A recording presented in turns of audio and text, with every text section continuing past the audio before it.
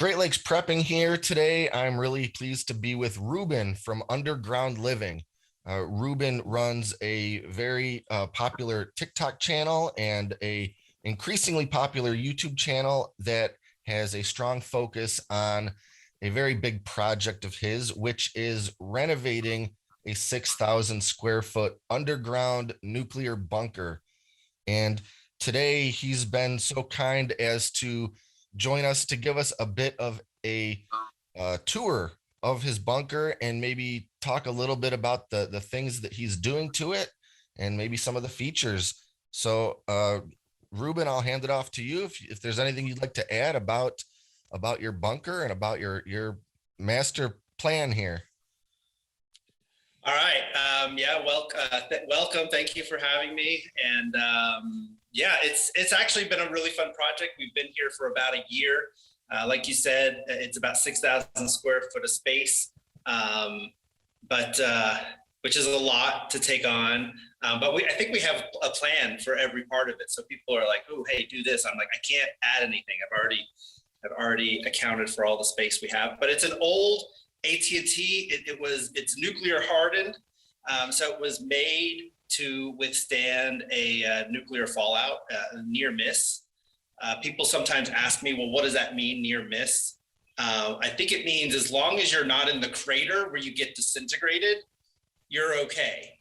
But this is our blast door that we come in. It's about 2,000 pounds, but it's on a really good hinge system. It is heavy, but even if I just unlock the latch here, it will basically, it's so well balanced that it will start to open itself without me putting anything into it. So you can see there, it just kind of slowly opens all on its own. So it was well built. It was well put together. Everything is industrial and strong and overdone. There's good bad parts to that. One thing is that there's a lot of stuff to move. So we're going to turn it into our home. But there's a lot of, like usually when you're building a home, there's a lot of construction. There's a lot of deconstruction here. And I'll point some of that out. But this right here, you would come into the facility and there's these double doors that would be closed and locked. And to the left is the decontamination shower. So you would walk into this space here, you would take off your clothes. There's a middle space which has the decontamination shower. And then you would come out this door and obviously put on some clothes before you came out. But some clean clothes that were not contaminated. So you wouldn't be able to get in these front doors because they'd be locked.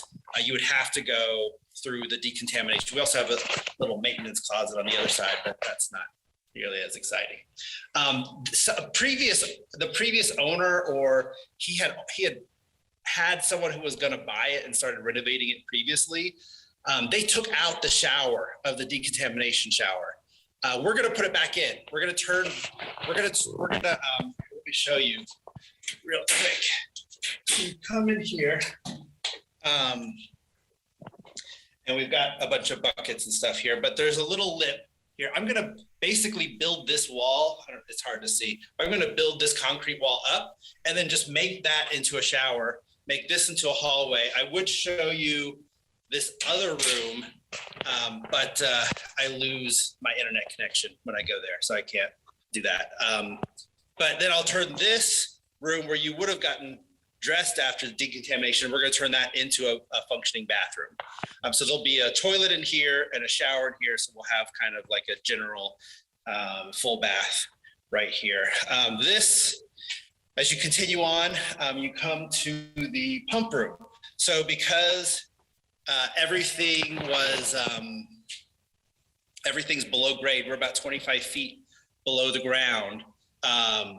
All the sewage, everything has to be pumped out of the bunker. And we have the original sewage ejector pump. Let me turn on this light.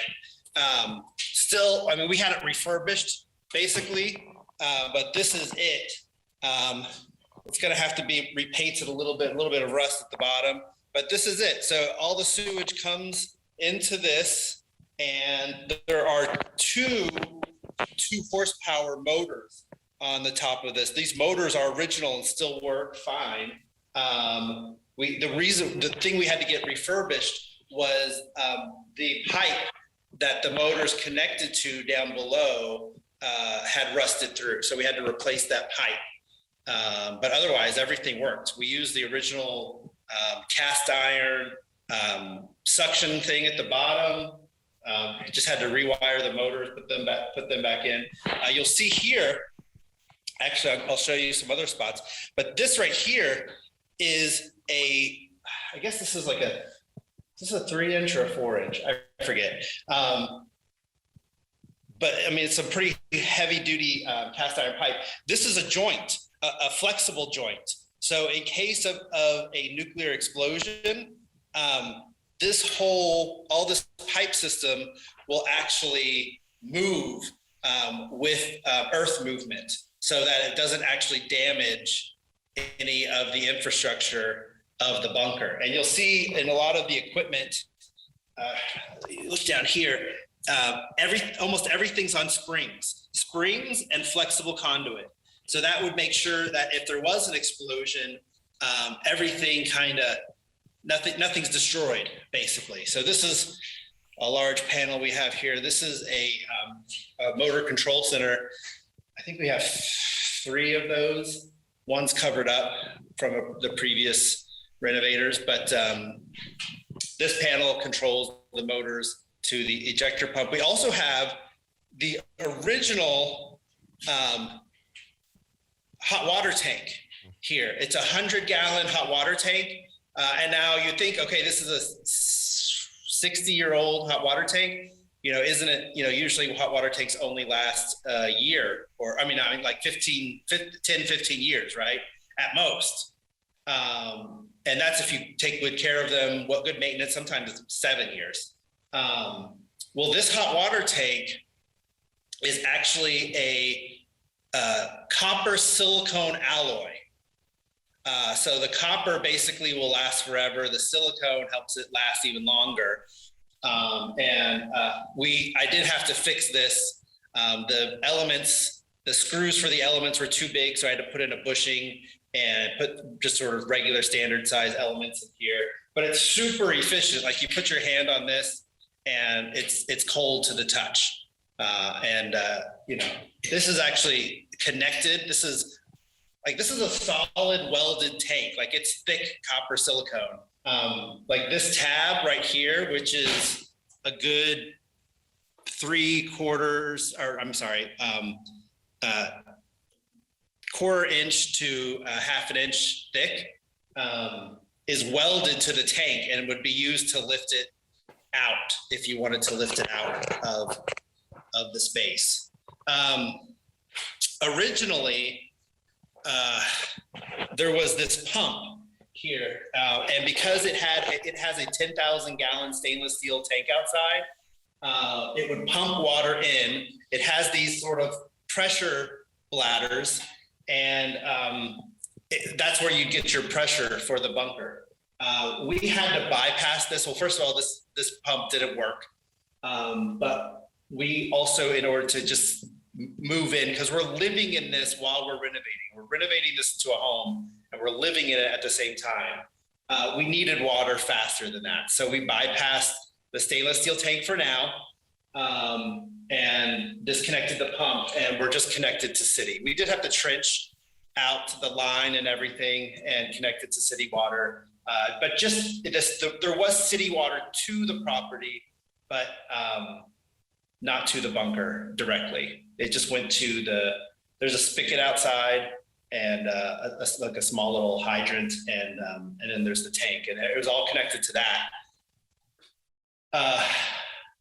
So we decided it was just easier just to connect it to the bunker. And I think our plans are, we'd like to add a well. So if we could add a well, then we'll add the well to the stainless steel tank and then pump it in from there, since we'd have to pump that anyway, because we wouldn't have pressure except for any pressure we make. Also, so this is where we came in case you got turned around. So we came in here, we turned left. If you go look to the right, there's a stairwell because there is a small mezzanine. My voice is going to echo because we have 16.5-foot ceilings. The nice thing about these facilities, these AT&T communication facilities, is these 16.5-foot ceilings mean they're expandable. So we're going to add in this room right here to where you see those metal studs back there, we're going to add a second floor to this area here and put 2 bedrooms up there with baths. My end goal with this whole, I'm going to step back so my voice doesn't quite echo quite as much. My end goal really is to have a place where I can have family reunions. My kids, as they grow up, they'll be able to bring their family back, and we'll be able to basically host, family get-togethers. Because it's probably one of my joys in life is getting together with family, and I'm imagining that that's going to only increase as my kids get older, as they get married, as they have their own kids and stuff. So that's the idea. If I can make a place where, and everything, all of the plans are centered around that idea, is that we'll have this place that the kids can come. And, in an emergency situation, it's a pretty cool place to come to, right? Because we're nuclear hardened. This whole place is EMP shielded. Like there's a whole copper wire mesh around the entire facility to protect it from an EMP, which, if you don't know, if there's a nuclear explosion, there's also with the nuclear explosion comes an EMP burst, which could knock out a lot of our electronics. So this facility can protect your electronics from those things. That's pretty awesome. If I can mention something, you talked about how in a certain room you didn't have a good internet connection. It begs the question, how do you have internet connection anywhere in there? Is it a hard line? Yes, it is a hard. So the local internet company was super amazing. They came out, there was fiber optic along the road over here. So they tapped into that, brought it all the way. And we're at the back of our 13 acres. We have 13 acres up top, and they trenched out the whole thing, brought the fiber optics to the back of the bunker, because that's where there was a line where you could actually, there was a telephone line, and that's where it entered, right? So they pulled out the telephone line, put in the fiber optics, and put in the fiber optic to almost to the front of the bunker, and they didn't charge us anything to do that. It was amazing. Like, they're awesome. Like, this wow, I can't believe that they didn't charge you. Internet company in the world. In fact, recently we got a bill, and it was $50 less than about $45 less than we normally pay. And we called them and we're like, hey, what's going on? They're like, oh, we have some savings and we passed them on to you. Wow. So I was paying 150. Now I'm paying about 105. So, I mean, just, they didn't tell us, they didn't ask us. They could have profited it and pocketed it, but they just said, oh, hey, we're going to pass this on to our. That's pretty great. I wonder if you ought to give them a free plug. Well, the only problem is they're a little small, and it kind of gives away my location. If no, I understand. But they're awesome. They're awesome. Yeah, I'll plug them to anyone in the area. I'll tell them, like, you got to go with this company. But here's this goes up to the mezzanine. So we'll go ahead and walk up to the mezzanine. And if you see pictures of other bunkers, you'll see this. I don't think it's a control panel, but I think it's like some sort of monitoring panel. That's going to come out. If you look here, you come up, there's a small platform on the mezzanine. What we'd like to do with this, we're going to take out this part of the railing here, build it up, probably just continue with concrete blocks like they have here. And then we'll just put the stairwell up to this point, basically cut this off, and extend the bathroom, because we have a bathroom in here on the mezzanine. I mean, ideally, most of your water in a bunker is on the second story, because obviously water flows down and we need to get it into the ejector pump, and the ejector pump is already, 3-4 feet off the ground. So the most ideal places to put bathrooms and bedrooms and all those types of things. So if you ever were thinking about getting a bunker like this, you got to think about, okay, well, where are we going to put bedrooms? Where are we going to put bathrooms? And I have been talking about putting one downstairs, but what we'll do is that one's right next to the pump room. We'll get an up pump, which is like, I don't know if you've heard of like Santa Flow. That's like one of the big names out there, but there's other ones. They're made to put bathrooms in basements without redoing your plumbing, and it'll pump it up basically. And all I need to do is just go up the 7-ish feet to bring it down into the sewage ejector pump. It's a macerator. So if like, it'll like grind up poop and stuff like that before it pumps it up. But Santa Flow is kind of a big name, but there's other ones. If you go to Amazon and do like upflow pump or something like that, or even put in Santa Flow and just start looking at other alternatives. The Santa Flows are a little bit more expensive, but they are a US company, and they'll probably support it better than a lot of the other ones will. But anyway, what I'd like to do is extend the bathroom basically up to this point, right here, and then that'll leave me with a little bit of room right here to put a stacked washer and dryer for upstairs. So we'll have a washer and dryer upstairs. And then even though we've got a toilet in here, now, before people ask me, people might wonder why we have a microwave in here. Well, for several months in the bunker, we didn't have hot water. And so we do now. So once I refurbished the hot water tank, but before that, we didn't have hot water. So that was a way of getting hot water for the bathroom. We do have a small sink here, although we have a problem. The drain in somewhere in the wall is leaking. So we got to break down that wall and find out where. We've got the water hooked up, but we got to find that leak at some point.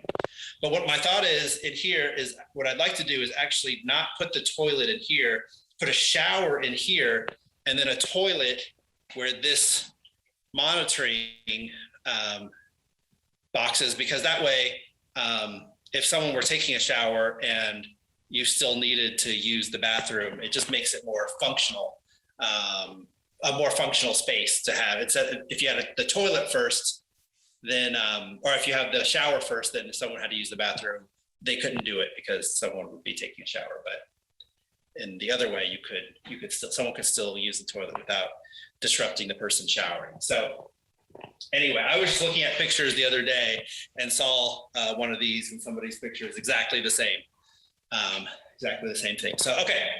If you have any questions along the way, feel free to ask them. Sure. Mostly I'm trying not to like interrupt, because I think Zoom will switch it back to my face if I start talking and hide yours. So I'm trying to keep it mostly on you.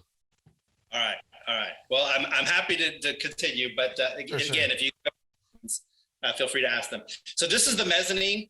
This is where Jonah and I have our bedroom. The kids are a little bit more camping out. You'll see downstairs, one of my daughters sleeps in a tent downstairs, so she kind of has her own space. Although she's not crazy about how thin her walls are. But this up here, the previous owner or someone who was working on it previously started turning this into a kitchen. So that's why we have like kitchen cupboards and stuff in here.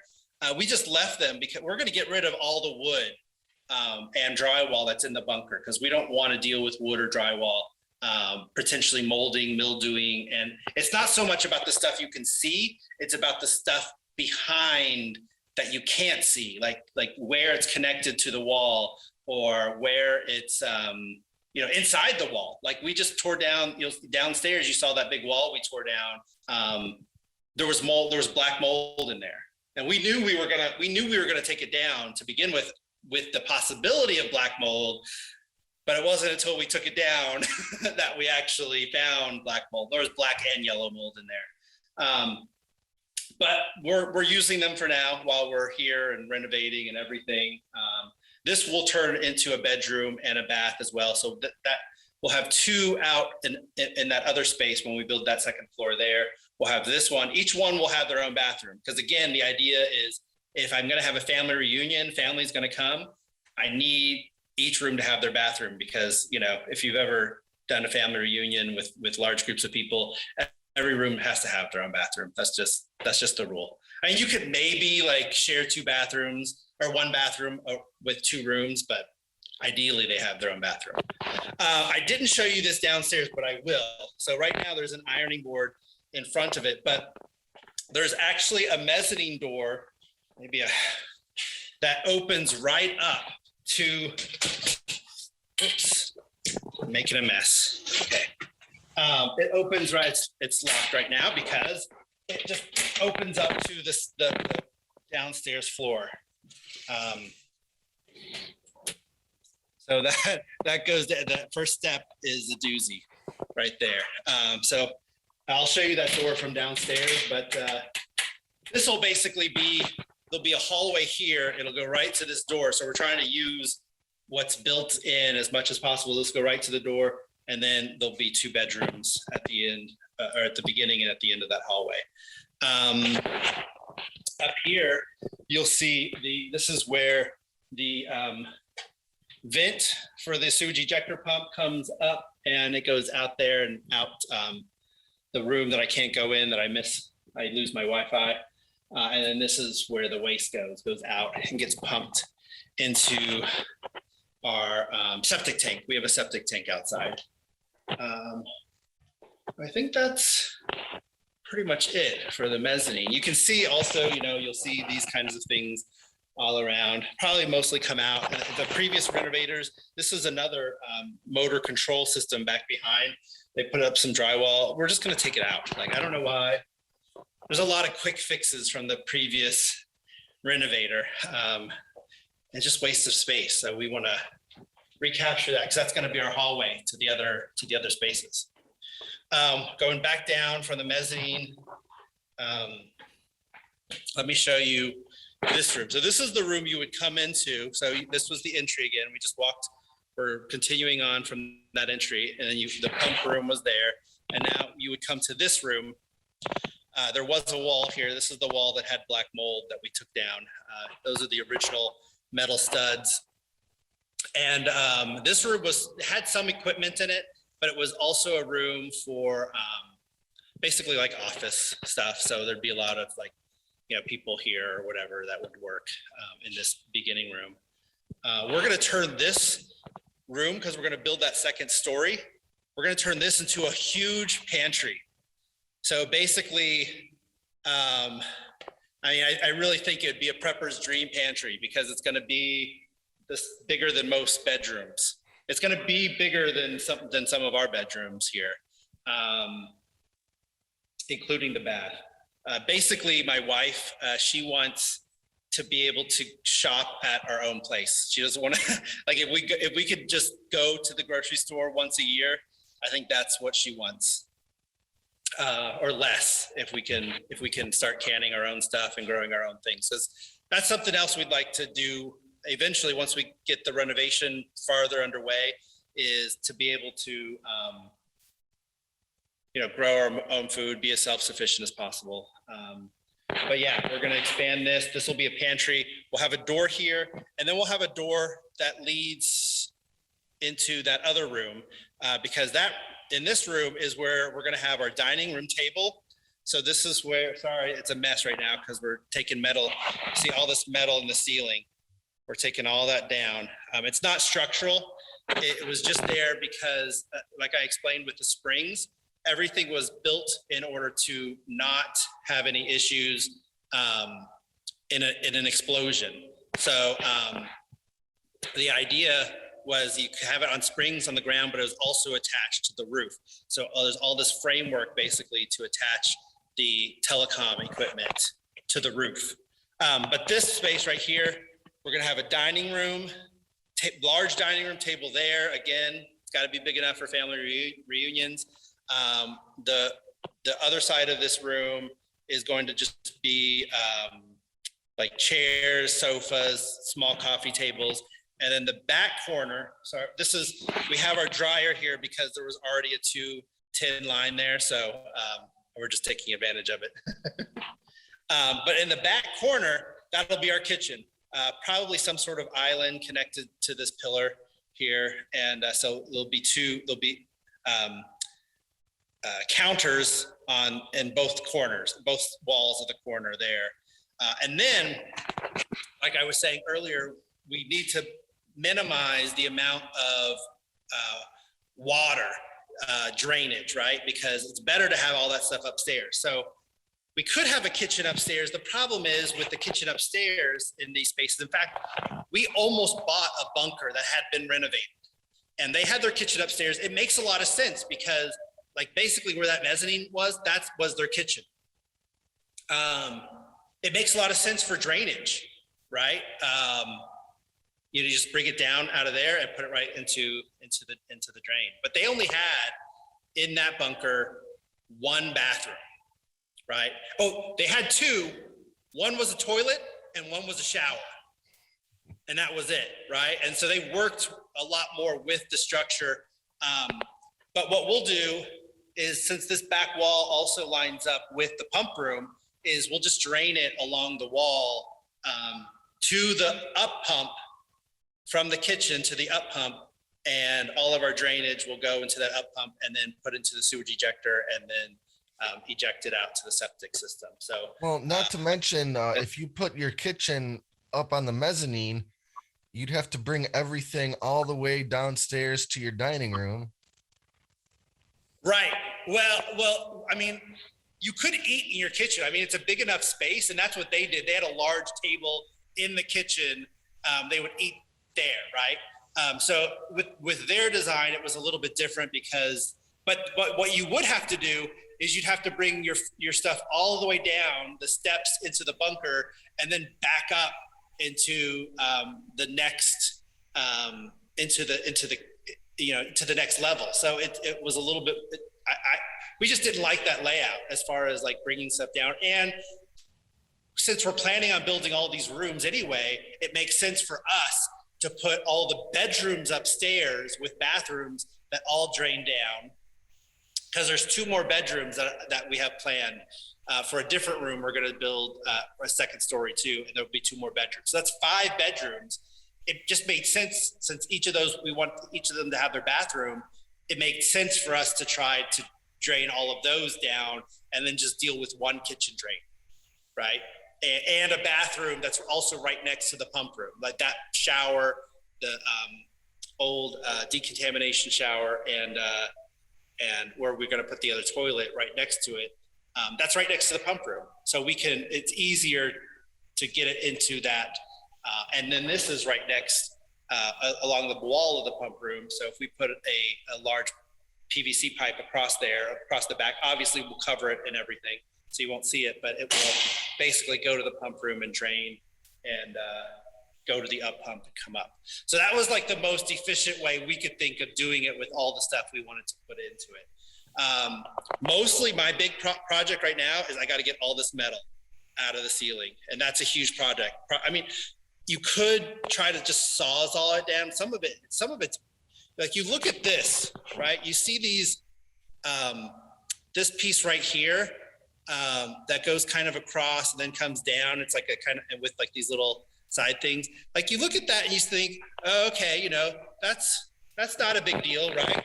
Well, when you actually get them down, like this is how big they are. This is almost as tall as I am, right? Like it's not quite as tall as I am, but these are big pieces of metal, and you don't really realize it. I didn't realize it until I got them down.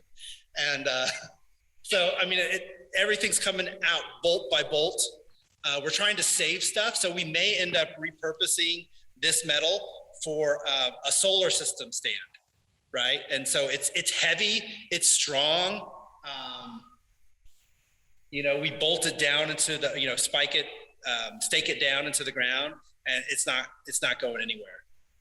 It's super, super sturdy, and it's got this little lip in the middle of it that you could potentially connect something into, either a stake if that's the part in the ground, or the connector for the solar panels.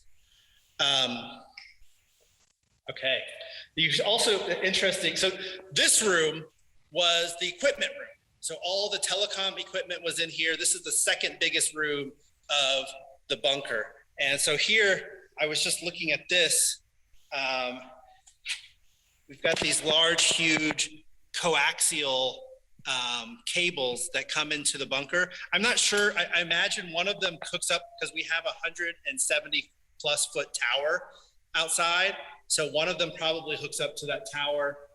Maybe other ones went to other bunkers. I'm not 100% sure. Wow, you're gonna have to get into ham radio communication with a tower like that. I want to, and if I can connect it right here, like through the cables that are already connected, that would be awesome. Like if it was already basically ready to go. I was also wondering the other day, because we do have internet inside the bunker, but I was wondering, okay, some Wi-Fi antennas have coaxial connections, and I was thinking, I wonder if I hooked up a Wi-Fi repeater and connected the antenna part to this with some adapters and things, if I could actually have an internet signal go up into my tower or something. I don't know if that will work, but we're going to keep this room open. So this room we'll get the metal down. We'll have high 16.5-foot ceilings. Obviously, we're going to have to put some sort of sound baffles in here. Well, as you put things in here, it's not quite so bad. Right now, it's super echoey. This other room, which is our largest room, used to be super echoey, but now that we kind of moved in there so we can renovate the rest of it, it's not so bad. And we don't even have any baffles in there. We also have a 2,000-pound blast door on the other side of the bunker. This one's a little bit heavier to open. Doesn't quite have that same, just kind of opens up. Oh, there. Once it gets started, it's fine. But it closes tight, which is probably good. But we've got an entire stairwell escape hatch. So if you've seen other people's bunkers and stuff like that, usually they have like a ladder type of escape hatch. We have a whole stairwell in the back as an escape hatch. And this is kind of a cool little thing right here. This thing along the wall, that's an emergency, basically a door opener. So you can take this off the wall, you can mount it over here in front of the door here, and then it has this large threaded rod with a T at the end. And so if there was ever a collapse, you can put it in front of the door and just slowly turn and force the door open, even if there's a bunch of rubble on the other side, so you don't get trapped inside your bunker, which is not, you don't want to get trapped inside a bunker. Okay. Yeah, I mean, there's just so much metal. Like these are heavy in and of themselves. These are just like ladder cable trays, and that we've just got so many. I've got some over here. I've got some over there. So it's a big deconstruction process until we can really start renovating. But this is the room. This one had metal in it, just like all the other rooms. We got all of that metal down. We put in these LED 5K lights. So we've got 270,000 lumens in here, and it's a two-way switch. So we've got two switches. So what we can do is we have 6 rows of lights. We can just turn on 2, or we can turn on 4, or we can turn on all 6. So we have different grades of lighting in this room. I guess one thing I didn't mention is you'll also see on the walls, these are the original heaters, and all of them still work. So sorry, I look a little spooky because we took the lights out of the roof and had to put them on the ground to work in here. But these are 3-phase.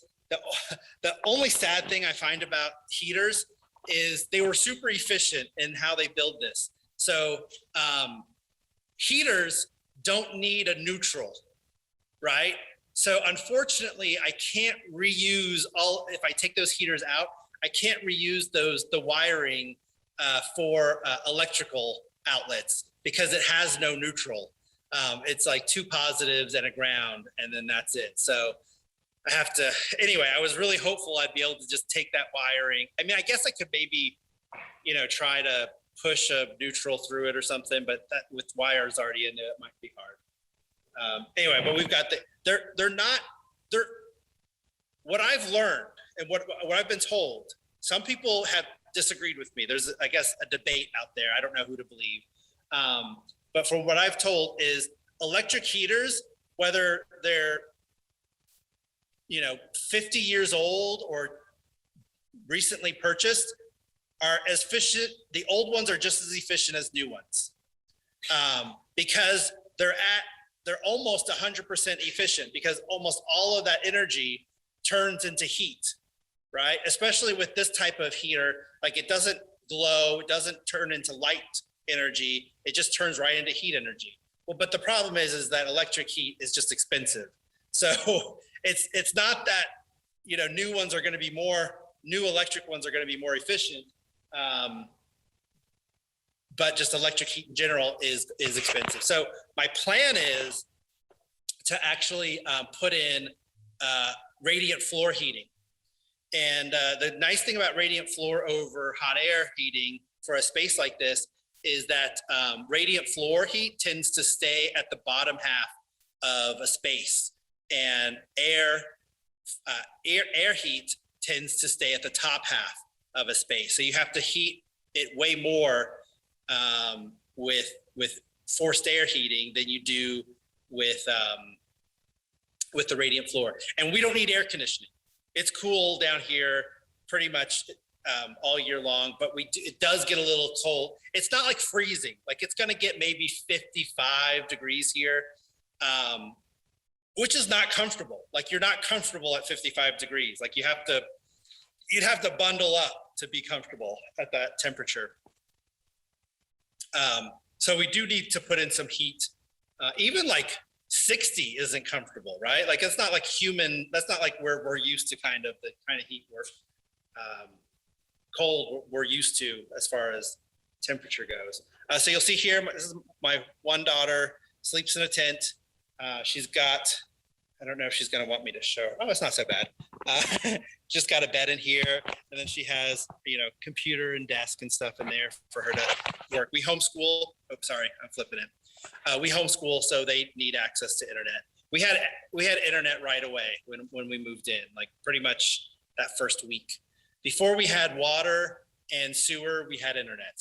We had started working on both of them, but they just weren't ready. They weren't done yet. Here we have trying to keep it fun. We've got a swing attached to where some of the old threaded rods went to the ceiling. This is just a hammock that we got at Five Below for $5, and hooked it up into the ceiling for a swing. Got our old table here.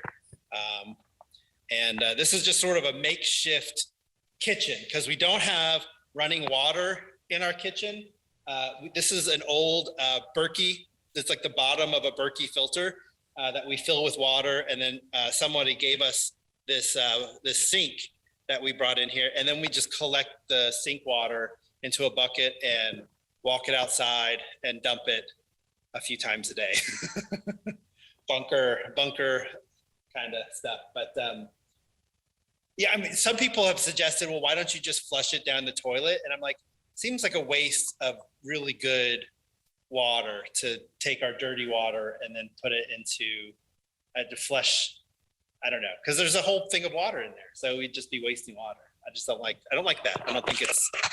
Well, in my mind, you'd be adding unnecessary water to your septic tank, and I don't have a septic tank currently, but I've always been told, you don't want to put too much water in them. You know, if you run unnecessary amounts, you can Yeah. fill the thing up basically too fast. I don't know that your 5 gallon buckets would cause that, but yeah, throwing it on the ground seems, It's not that big a deal. I mean, yeah. it's not like also with the bunker, people talk to me and say or ask me like, hey, like, do you get sunlight? Right? Yeah, we have 13 acres. We go outside every day, and at the very least, we have to empty our buckets. Right? Like even if like you're working and you're just kind of focused on your work, eventually you're going to have to take out a bucket and dump some water or something. So it's all like food water, so it's not anything hazardous or whatever. Like the sewage water goes to where that needs to go. But we just kind of have this makeshift kitchen. So that's our sink that we have to empty our water. We've got an induction hot plate here. And if you ever get an induction stove, I highly recommend get one of these silicone pads. Like this is kind of getting old and getting a little bit burnt, but it's just a few dollars, and it protects the surface of your induction stove. And for a few dollars, it should. I mean, this is burnt, but it will last. Anyway, we have an instant pot. We have a air fryer that's also a toaster oven. So if we want to make a pizza or something like that, we can. They're small, but we can do it in there. Vitamix, microwave. We do have 2 fridges, and some people ask me, well, why do you have 2 fridges? Here's my reasoning. We're only using one right now, but Joan, we're thinking, okay, family comes to visit, we need lots of space for fridges. Look at these big, huge fridges, right? First of all, if you buy an extra large fridge, it's going to cost you 4 to 6 times what a regular fridge would cost, right? To get an extra size, and you have to have it plugged in all the time and if you're not using all that space, and if it breaks, you've got to replace it or fix it or whatever, and you have no backup. So we thought, okay, well, if we get 2 fridges, one of the lower cost kind of fridges, we have a backup. We don't have to run it all the time. We can put extra food in it when we need to put extra food in it. So if we do have family reunions or whatever, we just have it. It just made, and it's way cheaper to buy 2 of them. Like let's say these fridges cost us, $500-$600. That's $1,200. If I wanted a fridge that could get that kind of capacity, it would have cost, and I don't even know if they make fridges I'm sure they do somewhere. That probably would have cost me like $5,000-$6,000 to get that same capacity with no backup and without being able to save on energy by not using one or whatever. And so we just bought 2. And the reason, people might ask me, well, why did you buy 2 now instead of the second one when you need it? Is we wanted them to match. And the way, a lot of these products come out, if we waited 2 years, that fridge may not exist anymore. So we bought 2. I'm with you. I do the same thing with my freezers. I have multiple small chest freezers rather than just one colossal one, because if one goes, that's everything. It's gone. Not to mention how much easier it is to get down the stairs, which I know you know all about. Although one thing I didn't show you is we actually have a 1-ton lift. Oh, that's awesome. One of our pre-bunker purchases, which I think is probably one of our smartest purchases with dealing with moving things in, is we bought a large cargo net. So we and a bunch of carabiners. So when you have things that are, because we have a cart that you can put things on, but the problem with the cart is if things are really big, you can't get things onto that cart if they're too big. So we got a large cargo net so we can detach the cart and hook things up to the cargo net. But this room originally was the battery room of the communication bunker. And it was filled with, I'm not sure, I've been trying to find this out, And if any of your viewers know about these facilities and they know the answer to this, I think they used to use nickel iron batteries in here, because I've seen a picture of the batteries. They're large. Well, it depends. Different facilities had different batteries, but the ones I've seen were large, and they're in transparent containers.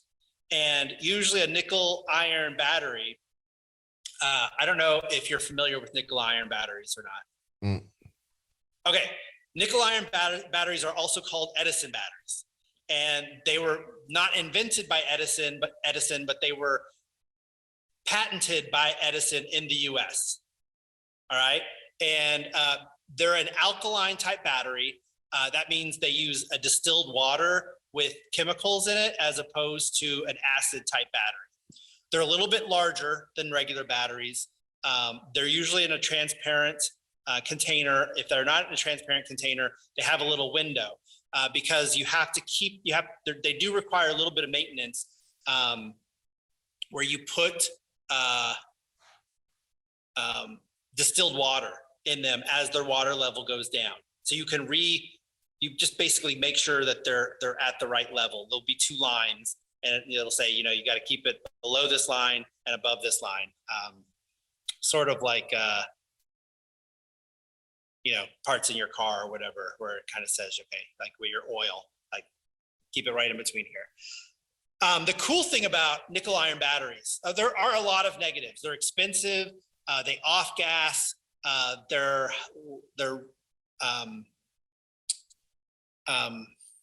large. But the cool thing about them is that your most expensive part of a battery system are your batteries, right?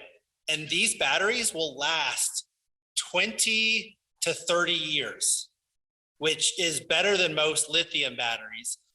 You can also overcharge them, right? Like if you overcharge other batteries, you can destroy them.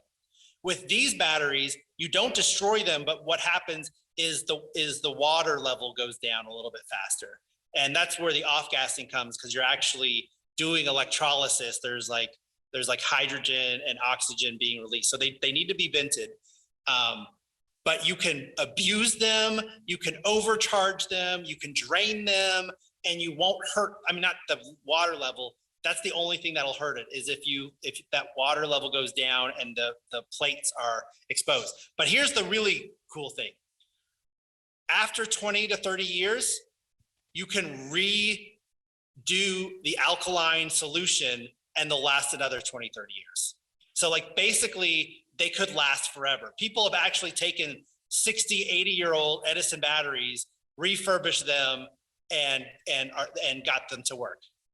Right. So like if you're going to invest in the most expensive part of a solar system or whatever, my thought is you might as well invest in something that's going to last. It requires more maintenance. It does have the technical issues like off-gassing where you've got to vent it out. But it's not like toxic, right? Hydrogen and oxygen are flammable, but they're not toxic. So you just have to vent it out. It's not going to hurt you if you breathe it. Obviously, the oxygen doesn't hurt you if you breathe it, but you don't want it in, because if the levels got too high, it could be combustible, basically. Anyway, I think that's what the batteries were here. But this whole room, this is our biggest room. It's 1,700 square feet in this one room. That's the size of our first house that we bought. 1,700 square feet, and it's 16.5-foot ceiling. So we could double the capacity of this room if we wanted to. We could put in 2 stories, and it would be almost 3,500 square feet in this one room. We're not going to do that because this is our playroom. When we're done with the other renovation and we get our kitchen made and stuff like that, and we start moving back into those other rooms, this is where you play with volleyball or basketball, or we do have a ping pong table. Maybe put in a trampoline down in the bunker. I don't know, like roller skating, rollerblading, whatever. So this is to be the fun room. So that's why we also wanted like to oversaturate it with light with the 270,000 lumens, because we wanted that kind of outside feeling, right? Like, okay, like say you can't go outside, right? Well, it's raining or whatever, or something worse. That you would have this sort of space to kind of feel like it's open and airy and fun and not quite so claustrophobic. And this bunker's not claustrophobic. My son was saying, somebody asked him, hey, wait, you live in a bunker? Like, isn't that claustrophobic? And he's like, no, not that type of bunker. It's not the long, like culvert tubes, low ceilings, so you're ducking, like you really have a ton of space here. So yeah, I redid all that wiring, put in the LED lights. These LED lights are pretty cool. I got them off of Amazon, and they will, there's about 5, I think, in a row, and they'll just connect to each other. So like that reduces your wiring and your electrical stuff that you have to do. So I only had to connect them at this end, and then they connect to the other side. I've never done a 3-way switch before, though, so that was the first time. And I diagrammed it out and double checked it. And then right before I was gonna like hook it up to the power, I'm like, oh, let me check this again, because I've never done a 2-way switch. And I was like, actually, I just followed my diagram and it was right. So I was excited about that. Then we've got a bunch of storage back in that corner, and a TV and couch and chairs over here to hang out as a family for now. It's kind of a makeshift situation. We're camping out in our renovation a bit. So this room is the engine room. And just to kind of orient people, when we walk, this is where the door, like if you go past this door and turn left, we just did a loop. So this is where the entrance is through that door and then back. Yeah, I recognize the hammock in the background. Yeah, yeah. We had some guests, and so my son slept in the hammock while we made room for them. Yeah, so that's back at the original room. This is the engine room. The original engine is still here. So we will be taking that out. There was a second engine originally here. That was actually out before we moved in. And if you look up in the ceiling here, there's a little bit of a glare. Sorry about that. But this large rusty thing, you can't see the whole thing because of the light. It actually goes, if you can see. Yeah, I can see it pretty well. To there. I don't know how many pounds that is. I'm assuming it's heavy. That was the muffler to the engine, and it's just huge. This engine will come out. This space is going to be turned into my office. So we'll build we also have here, this room I think I can go into without losing internet, but this is the fan room. We're using a lot of this space for storage, but we still have these original 2 fans here. On the other side over here, these are nuclear filters. So they filter out nuclear particles so that if these fans would pull in air, it would keep the nuclear particles out while it pulled air in. And I think this room and the other room, which I don't think we can go into because of I lose my internet signal. I think they were considered sort of like halfway rooms, like in the nuclear fallout. In the door of that other room, it actually says, don't go into this room during a nuclear fallout. So I think the idea was this would suck air in and it would go through the filters, so it'd be protected. But that other side could potentially be open too, and it was a sort of like in between room. You didn't really want to go in there during a fallout, but you can see also here's all the metal.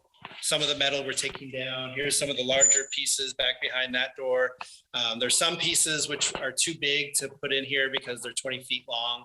A bunch of the conduit we have back here. This is the compressor. So all of there are these large baffles where the air comes in. They're like 4 feet wide, and those baffles would open up with compressed air. So this is the compressor here. It's still, well, one of them one of those engines still works.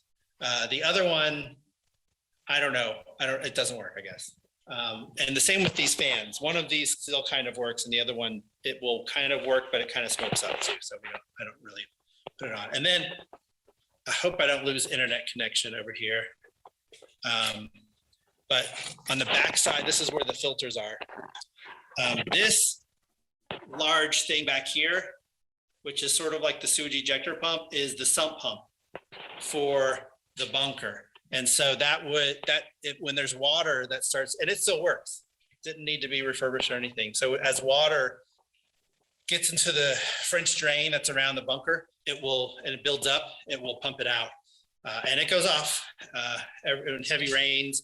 Also, where we have our showers right now is in that room that I'll lose internet connection in. Just something makeshift right now. That's not going to be a permanent solution.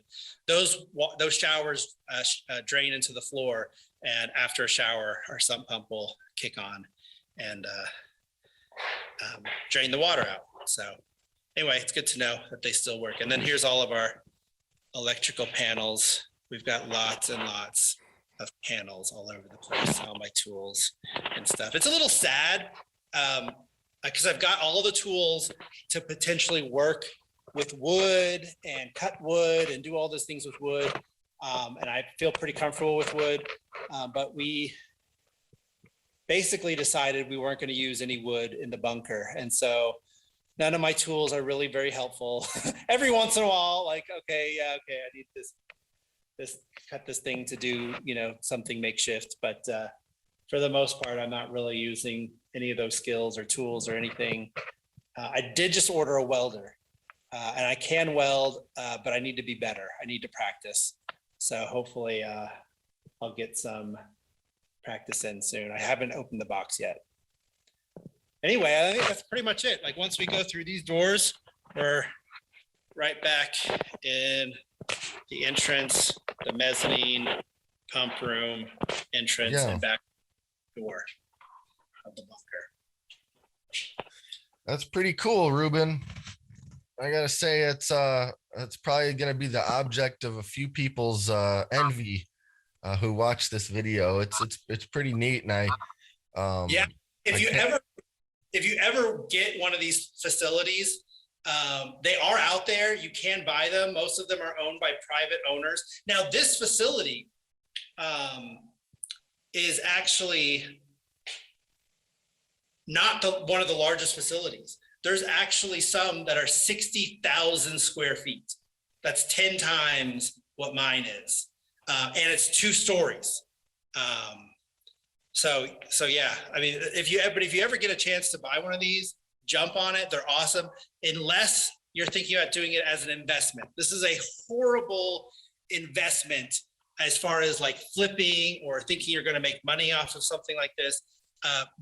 Any money you put in. So the one I was looking at previously from the previous owner, he lost money in what he eventually sold it for, because people, I mean, you have to think about it. First of all, people can't get a loan for them. So you have to either get, it's got to be financed by the owner or something, or you have to get a loan somewhere else in a business or something like that. Or you have to have the cash, right? Most of us don't have, several $100,000 to be able to get a bunker like this, just flat out.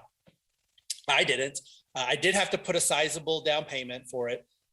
It's a great space though, right? Like I love the fact that if I hadn't bought this, I started that wrong. I would have felt horrible knowing that this space was lost to rot and decay, right? Because I've seen some of them that are on their way to being lost to rot and decay. There was one I looked at, which was less money than this one, but also all the wiring had been stripped out. Someone had vandalized it. Someone had come in and cut out the large copper piping. So the water system was all wrecked. And, it would have just been a nightmare. Oh, and then on top of that, all of the asbestos tiles, which were supposed to have been remediated when these facilities were lost. I think the person who they hired to do it just took them out, stuffed them in a corner, and never removed them. Because the bags that said asbestos on them were laying right there on the floor. Like, so they were supposed to bag them up and take them out, and they just left them. So like, it was, we were looking at it and we were thinking about it. And then once we saw that, we were just like, this is too much. Like, it was already too much. No electricity, mold, no plumbing. I mean, it was already way too, it had a sewage lagoon, which was all dried up, which had to be like refurbished and everything. It was just one thing after another thing after another thing. And we're like, this is, the asbestos tiles were just like, okay, like, like that was the straw. It wasn't a lot. Like it was manageable, but in addition to everything else that would have had to have been done, we just decided it was too much for us. And then we found this one and got a pretty good deal on it. Yeah, it's a really nice space, and I can't wait to see sometime in the future when your masterpiece is completed and I can watch your videos when that time is upon us. That'll be pretty exciting. And I don't envy the amount of work that you still have ahead of you, but it's going to be awesome. It's fun work though. Like, to me, like, this bunker beats me up every day. Like I'm bruised and cut, and you know, I hurt my finger. My finger doesn't quite bend quite like it used to. But I love it. Like, it's fun. Like, I look forward to doing the work. Like, I'm like, oh man, when can I find time? You know, because I'm also running a business at the same time, and I'm also trying to post to social media and keep people updated on what's going on and stuff. And so it's just it's not, I don't always have time to work on it like I'd like to, but I look forward to being able to doing it. And I can't all do it by myself. So it's not that's also a complicated part, is that like getting those large pieces of metal, I can't get those down by myself. Like I have to have someone on the other side holding the pulley system to help me lower it so that I can take the bolts out while it's coming down, basically. And anyway, but I love it. So it is a lot of work. But like, if you find something that you really love doing, even if it's a lot of work, it's not so bad. Totally. Well, that's pretty great. I'm really happy that we had a chance to see this and get this tour, and you know, it'll be exciting to see the project unfold. I won't hold you up any longer. I know we've been talking a while now, and I really appreciate you taking the time. And yeah, it was super cool. Yeah, thanks for having me. Awesome. Thanks again. Yeah, and everyone, make sure to check out, I'll put them in the video description below, Ruben's TikTok channel as well as his YouTube channel. And you know, give it a look. He gets pretty thorough, and you'll see a lot more than what you saw in this video. Yeah. If you guys are interested in following us, our project, you can go to undergroundliving.tv, which will redirect you to our YouTube channel, where we're trying to update you people. We do have some back videos that we recorded that we're starting to post right now. Some things we're other parts that we've already worked on. I have my editor, who's my son, working on those. So hopefully those will be coming out, and we'll get caught up to speed on YouTube as far as like where we're at in the project and where we've come from. Awesome. Well, look forward to it. Thanks again, Ruben, and I'm sure I'll talk to you again. All right, thanks. All right, see you later. Bye.